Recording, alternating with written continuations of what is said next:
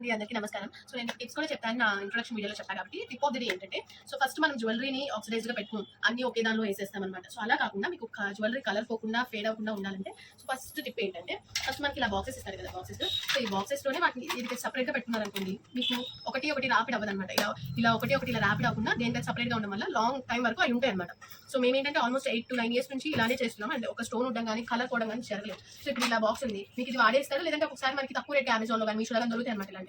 So ఇలాంటిది ఒక box తీసుకొని వాడు జ్యువెలరీకి ఇచ్చిన కవర్లోనే పెట్టేసుకోవచ్చు. కవర్లో పెట్టుకోవడం వల్ల ఇంకో బెనిఫిట్ ఏంటంటే మనకి ఇంకే స్టోన్స్ ఉన్నా ఎక్కడెక్కడ పడవు. ఇన్ కేసు మనం అతికించుకోవాలనుకుంటే స్టోన్ ఓపెన్ చేసి అందులోనే ఉంటుంది కదా స్టోన్ అతికించేసుకోవచ్చు. అలా కాకుండా ఇలా మీరు ఇలా సెట్ దీనికి ఇది సెట్గా ఇలా పెట్టేసుకున్నారనుకోండి ఈ బాక్స్లోనే ఉంటుంది. అండ్ ఇన్ కేస్ కలర్ పోదు మనం ఇలా ఒక ప్లేస్లో పెడతాం కాబట్టి కలర్ లేదు అనుకుంటే మీకు ఇన్ కేసు వాడు ఏమైనా కవర్స్ ఇచ్చాడు అనుకోండి జ్యువెలరీ కవర్స్ ఇస్తుంటారు కదా లైక్ ఇలాంటి ఇలా జ్యువెలరీ కవర్స్లో కూడా అంతే. సో చూడండి నేను సింపుల్గా నా బ్రేస్లెట్స్ అన్ని ఇందులోనే పెట్టేసుకున్నాను.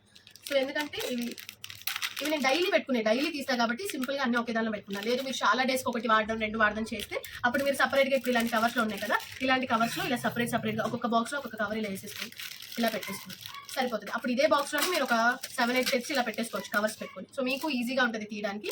అట్ ది సేమ్ టైం ఇంకే స్టోన్స్ ఉన్నా కూడా ఇందులోనే పడతాయి. అండ్ కలర్ ఒకదానికి ఒకటి దిద్దుకొని కలర్స్ పో దేనికైతే సపరేట్ కవర్ ఉంటుంది కాబట్టి కలర్స్ పో టిప్ 1 ఇదనమాట.